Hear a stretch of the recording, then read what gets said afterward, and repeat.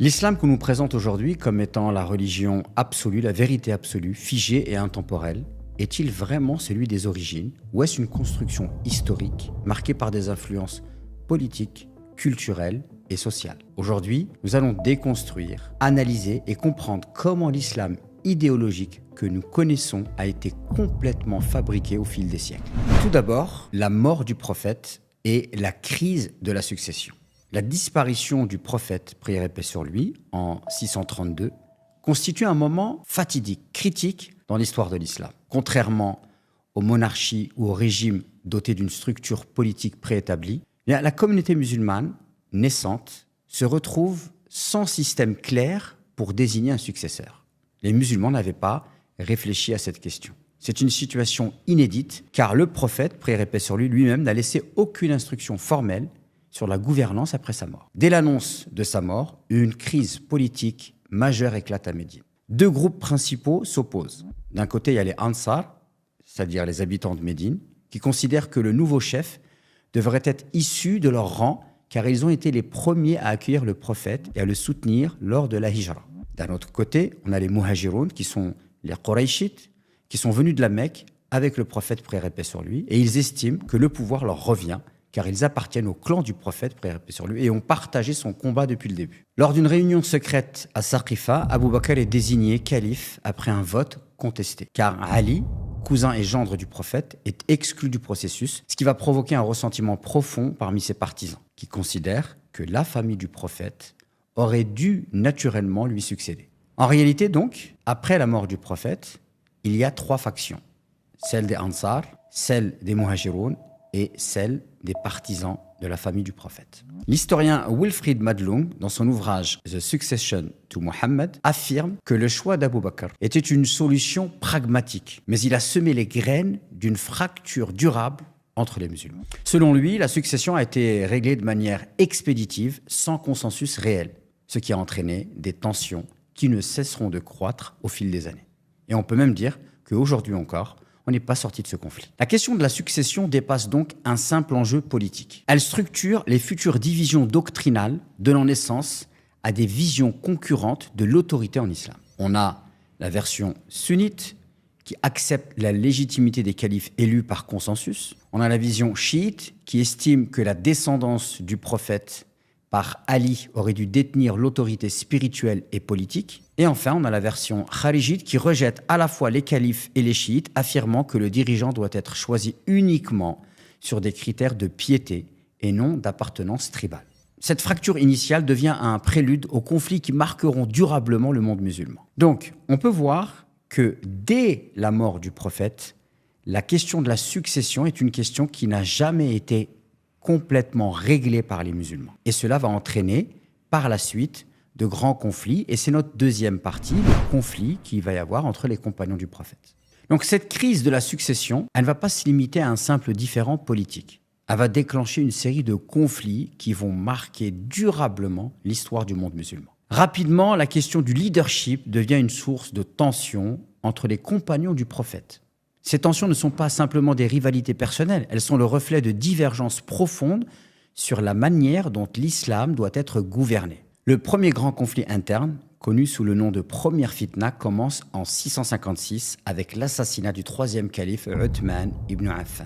Ce meurtre, c'est le résultat d'un mécontentement croissant au sein de la communauté musulmane. Uthman, qui est issu du clan Omeyyade, est accusé de favoritisme en plaçant des membres de sa famille au poste clé. De plus, il va réprimer durement les révoltes contre son gouvernement, ce qui va alimenter des colères chez les dissidents, notamment en Égypte et en Irak. Finalement, il est assiégé dans sa maison de Médine et assassiné par des insurgés musulmans. Son assassinat plonge la communauté dans le chaos.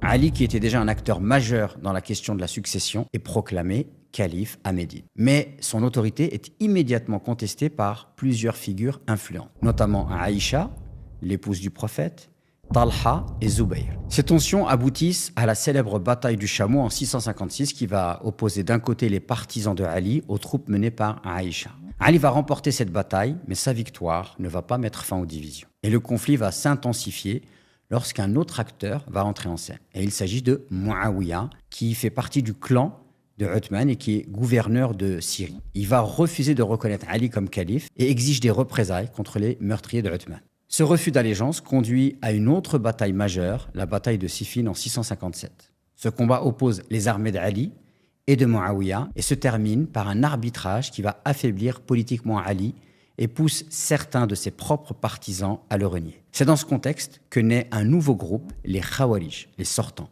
Ceux-ci, d'abord partisans d'Ali, vont rejeter sa décision d'accepter un arbitrage, considérant que seul Dieu peut juger. Ils se radicalisent rapidement et finissent par assassiner Ali en 661. Avec la mort de Ali, c'est Muawiyah qui s'impose comme calife et fonde la dynastie des Omeyyades, mettant fin au califat entre guillemets républicain. C'est le début d'une transformation profonde du pouvoir en islam. Ce premier conflit pose les bases des grandes divisions doctrinales en islam. Alors il y a d'un côté les sunnites, qui sont la majorité des musulmans. Ils vont se rassembler autour des Omeyyades et des califes successifs. Qu'est-ce qu'ils vont faire? Ils vont instaurer progressivement une orthodoxie à la fois politique et religieuse. Après, d'un autre côté, il y a les chiites, qui sont les partisans d'Ali, qui vont refuser la légitimité des Omeyyades, et ils vont commencer à développer une vision alternative du pouvoir en islam, et ils vont considérer que l'autorité doit revenir à la famille du prophète. Et enfin, il y a les kharijites, qui sont un groupe radical qui s'oppose à la fois aux sunnites et aux chiites, et qui vont développer une vision rigide et extrême de l'islam, fondée sur l'exclusion et le rejet de toute autorité corrompu. L'historien Bernard Lewis explique que ces divisions initiales, bien que nées de questions politiques, ont rapidement acquis une dimension théologique et juridique qui les a figées dans le temps.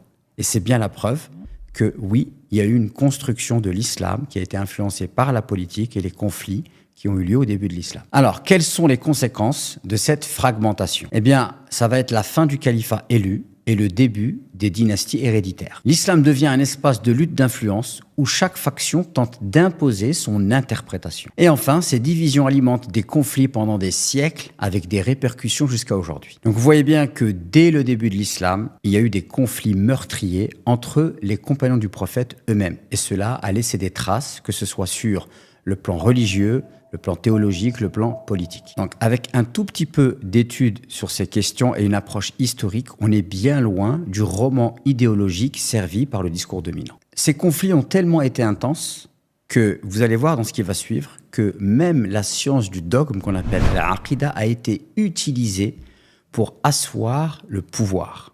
Après la fragmentation de l'islam en différentes factions politiques et théologiques, le pouvoir en place a commencé à instrumentaliser la religion pour légitimer ses règnes et justifier la répression des opposants. Ce phénomène qui s'intensifie avec l'émergence des grandes dynasties comme les Omeyyades et les Abbassides marque une rupture décisive entre la spiritualité et la politique. La centralisation du pouvoir au sein des califats a entraîné l'élaboration de dogmes religieux destinés à consolider l'autorégulation du régime et à exclure toute forme de contestation. En gros, on est les patrons, on a le pouvoir, et si vous n'êtes pas d'accord avec nous, il suffit qu'on vous disqualifie en disant que votre croyance n'est pas légitime, afin que on puisse légitimer votre incarcération ou voire même votre élimination. Les califes ont commencé à se présenter comme les alliés de Dieu sur terre, Waliyullah, un titre qui leur conférait une légitimité quasi divine. Toute opposition politique était assimilée à une hérésie ou à une rébellion contre l'ordre décrété par Dieu lui-même. Les juristes affiliés au pouvoir ont formulé des fatwas permettant d'excommunier, c'est-à-dire de faire le takfir, les dissidents, justifiant ainsi leur exécution. Un exemple concret est la règle qui était stipulée par certains juristes: celui qui se rebelle contre l'imam meurt dans l'ignorance. Une citation qui fut exploitée pour interdire toute remise en question de l'autorité califale. L'un des exemples les plus frappants de l'utilisation de la religion pour éliminer un opposant est celui d'Al-Hallaj. Ce mystique soufi a introduit des concepts spirituels qui heurtaient l'orthodoxie religieuse de l'époque. Alors il est célèbre pour avoir proclamé cette fameuse phrase « Ana al-Haq », je suis la vérité. Une expression ambiguë, mais qui va être perçue comme une assimilation à Dieu, et ça va lui valoir d'être accusé de blasphème. Al-Hallaj, en réalité, c'était un réformateur qui préconisait une expérience spirituelle directe et individuelle de Dieu en dehors des structures formelles du pouvoir religieux. Et c'est là que son message pouvait déranger le pouvoir. D'ailleurs, c'est parce que son influence était grandissante qu'il a inquiété les califes abbassides qui voyaient en lui une menace potentielle à leur contrôle religieux. Et en 1922, sous le califat d'Al-Muqtadir, il fut arrêté, torturé, puis exécuté publiquement à Bagdad, sous les acclamations des élites juridiques et politique. L'exécution d'Al-Hallaj marque un tournant illustrant comment le dogme religieux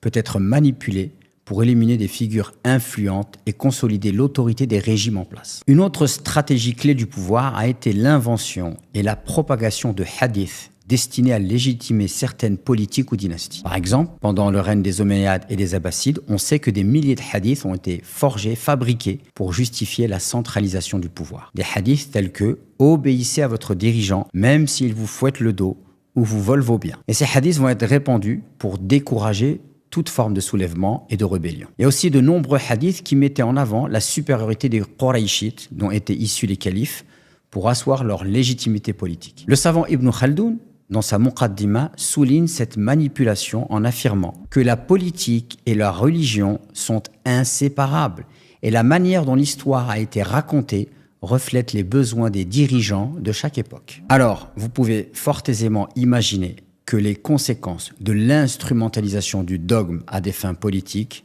sont catastrophiques. Premièrement, cela va réduire l'islam à une religion d'obéissance et de conformisme. Ça va aussi marginaliser tous les mouvements spirituels et réformateurs. Et bien sûr, il va y avoir l'utilisation récurrente du takfir pour excommunier et justifier la violence et les conflits intra-musulmans. Ainsi, la religion qui était à l'origine une expérience vivante et spirituelle s'est transformée en un outil de contrôle servi par des institutions dogmatiques et juridiques. Et vous allez pouvoir le voir très concrètement dans ce qui va suivre. Lorsque Muawiyah ibn Abi Sufyan, gouverneur de Syrie et chef des Omeyyades, prend le pouvoir en 661 après l'assassinat de Ali, il instaure une transformation radicale de la gouvernance musulmane. Jusqu'alors, le califat était conçu comme un mandat religieux et communautaire, où en fait les dirigeants étaient désignés par un espèce de consensus entre les notables. Avec Muawiyah, on assiste à une mutation du califat en une monarchie héréditaire où le pouvoir se transmet dynastiquement. C'est une rupture majeure avec ce qui se faisait au début. Muawiyah impose son fils Yazid comme successeur et ça va provoquer une vague d'indignation, notamment parmi les partisans de Ali et les notables de Médine. Cette nomination héréditaire va marquer le passage d'un système de gouvernance basé sur la consultation, Ashura, à un système dynastique comparable aux empires byzantins et perses de l'époque.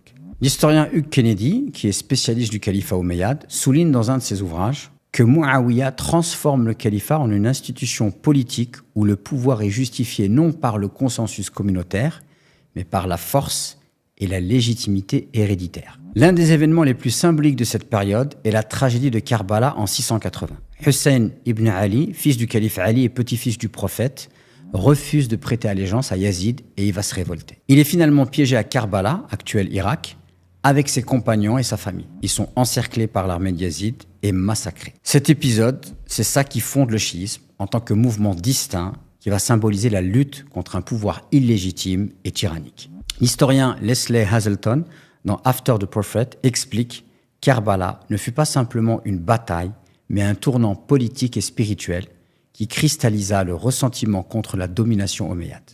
Les Omeyyades imposent une politique également d'arabisation des institutions, car avant les Omeyyades, la langue arabe n'était pas la langue de l'administration. Donc il va y avoir un grand bouleversement parce qu'on va favoriser les fonctionnaires arabes, on va marginaliser les fonctionnaires non arabes, les Mawali. Cela va provoquer d'énormes tensions avec les Perses et les Berbères islamisés. Le pouvoir également est centralisé à Damas, éloignant la capitale du centre spirituel qui était Médine. Et enfin, les Omeyyades vont imposer un système fiscal inégal qui va entretenir une discrimination entre les Arabes et les non-Arabes qui va nourrir l'opposition. D'ailleurs, l'orientaliste von Grünbaum note dans Classical Islam: l'arabisation forcée sous les Omeyyades s'accompagne d'une mise sous tutelle des convertis, ce qui alimente la résistance contre leur régime. Les Omeyyades vont comprendre rapidement que le religieux peut être un outil puissant de légitimation politique et vont donc favoriser la compilation de hadiths qui mettent en avant la nécessité d'obéissance aux dirigeants, même injustes. Ils vont encourager les exégètes à interpréter certains versets du Coran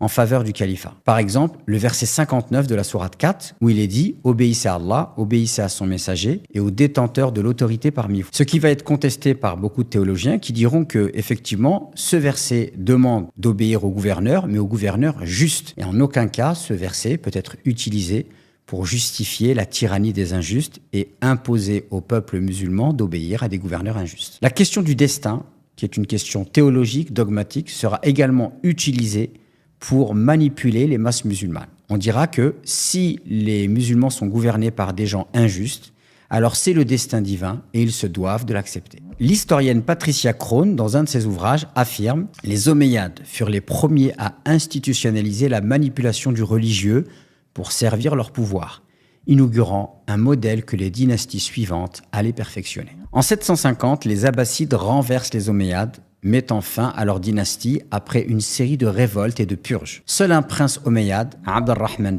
Ier, échappe au massacre et fonde un émirat en Andalousie, donnant naissance à un contre-califat à Cordoue. La fin des Omeyyades ne signifie pas la fin de l'utilisation de la religion comme outil de légitimation politique, mais leur modèle servira de base aux dynasties suivantes. S'il y a eu énormément de conflits et de cacophonie au sujet du pouvoir politique parmi les musulmans, il y a un autre aspect qu'on ne doit surtout pas négliger, c'est les disputes autour du Coran, et c'est ce qu'on va voir maintenant. L'histoire du Coran est marquée par un phénomène que peu osent aborder. Contrairement à l'idée répandue d'un texte figé dès l'origine, les sources historiques et les découvertes archéologiques montrent que le Coran a connu des variations avant sa fixation sous le règne du calife Uthman. L'historien Fred Donner, spécialiste des premiers siècles de l'islam, écrit dans un de ses ouvrages de référence « L'uniformisation du Coran a été un projet politique autant que religieux, visant à établir un texte unique qui consoliderait l'autorité du califat. » D'ailleurs, le Coran de Uthman était appelé le Coran impérial. Selon les sources musulmanes classiques, notamment At-Tabari et Ibn Sa'd, sous le règne de Uthman, des désaccords apparaissent entre les différentes communautés musulmanes sur la récitation du Coran. En réponse, Uthman ordonne la compilation d'une version standardisée du Coran dirigée par Zayd ibn Thabit et impose cette version comme seule référence officielle. Et tous les autres manuscrits concernant d'autres variantes seront brûlés sur ordre du calife. Toute lecture divergente est déclarée déviation. Certains compagnons comme Ibn Mas'ud refusent de reconnaître la version de Uthman et maintiennent leur propre recension. L'expert en paléographie islamique François Desroches nous dit dans un de ses ouvrages « Les premiers manuscrits du Coran montrent une diversité textuelle qui remet en question la version homogénéisée imposée par Uthman. » Les différences concernent souvent des variations dans les lettres et la vocalisation, mais elles ont parfois des implications doctrinales. Il y a la recension de Ibn Mas'ud. Elle est influente à Koufa, et elle a des différences notables, notamment le fait que dans la recension du Coran faite par Abdullah ibn Mas'ud, on ne retrouve pas Surat al-Fatiha et on ne retrouve pas les deux dernières sourates du Coran. Il y a également la recension d'Ubay ibn Ka'b, qui est populaire à Médine. Elle inclut des versets que la version officielle ne contient pas. Nous avons également la recension de Abu Musa al-Ash'ari et également la recension de Ali, le Coran de Ali. Alors effectivement, on retrouve cela dans les sources des orientalistes qui ne sont pas forcément musulmans, comme Théodore Noldek, mais on retrouve cela également dans des sources musulmanes, comme dans le célèbre ouvrage Kitab al-Masahif de Ibn Abi Daoud. Les fouilles archéologiques ont mis au jour aussi des manuscrits coraniques anciens qui montrent des différences notables par rapport à la version canonique actuelle. L'un des plus célèbres est le manuscrit de Sanaa, découvert en 1972 au Yémen. Il contient des palimpsestes, c'est-à-dire des écrits effacés et réécrits prouvant que le texte a été modifié à certaines époques. Certains versets y apparaissent sous une forme légèrement différente de celle que l'on connaît aujourd'hui. L'islamologue Gerd Pryn, qui a analysé ces manuscrits, nous dit « Le Coran tel que nous le connaissons aujourd'hui est le fruit d'un processus de fixation textuelle qui a pris plusieurs siècles. » Alors une question s'impose à nous, pourquoi ces versions sont occultés aujourd'hui? Parce que l'idée d'un Coran intemporel et immuable est devenue un pilier du dogme islamique. Et reconnaître qu'il y a plusieurs versions et que le texte a été révisé serait un choc pour l'orthodoxie religieuse. Rappelons tout de même qu'au début de l'islam, il va y avoir un grand débat au sein des musulmans. Il y a notamment l'école mu'tazilite qui prétendait que le Coran était créé. Et on comprend à travers ces découvertes faites dans l'archéologie et par ces recherches qui sont faites par les historiens que cela peut avoir un sens finalement. Et le reste des musulmans qui considéraient que le Coran était incréé. Les dynasties au pouvoir comme les Omeyyades et les Abbassides ont eu tout intérêt à promouvoir un texte unique et intouchable afin de consolider leur autorité. L'historien John Wansbrough va encore plus loin en suggérant que le Coran tel que nous le connaissons aujourd'hui a été formalisé bien après la mort du prophète sous les premiers califats. Conséquence de cette standardisation forcée, on va éliminer toutes les lectures divergentes, ce qui aurait pu nourrir un islam beaucoup plus pluraliste. La deuxième des choses, c'est qu'on va sacraliser le texte, le rendant intouchable et empêchant toute critique historique. Il va y avoir aussi l'utilisation politique du Coran transformée en un outil de contrôle idéologique. En définitive, le Coran, c'est pas un texte qui a été inchangé et éternel. Le Coran, tel qu'on l'a aujourd'hui, c'est le résultat d'un processus humain de compilation et de normalisation qui a été motivé autant par des considérations politiques que religieuses. Sachez d'ailleurs qu'il y a beaucoup à dire sur le Coran et j'envisage même de réserver une vidéo spécifique au Coran. Si ça vous intéresse, faites-le moi savoir en commentaire. Voilà, c'est la fin de la première partie. Dans la prochaine vidéo, on va continuer en explorant l'influence des hadiths sur la politique islamique, les conflits dynastiques, la marginalisation de la philosophie, la fragmentation des savoirs et les conséquences du colonialisme. Je vous retrouve dans la partie 2 pour découvrir comment ces éléments ont façonné l'islam d'aujourd'hui. Si cette vidéo vous a été profitable, je vous invite à la liker, je vous invite à vous abonner à cette chaîne et je vous invite aussi à la partager. Et je vous dis à très vite pour de nouvelles vidéos.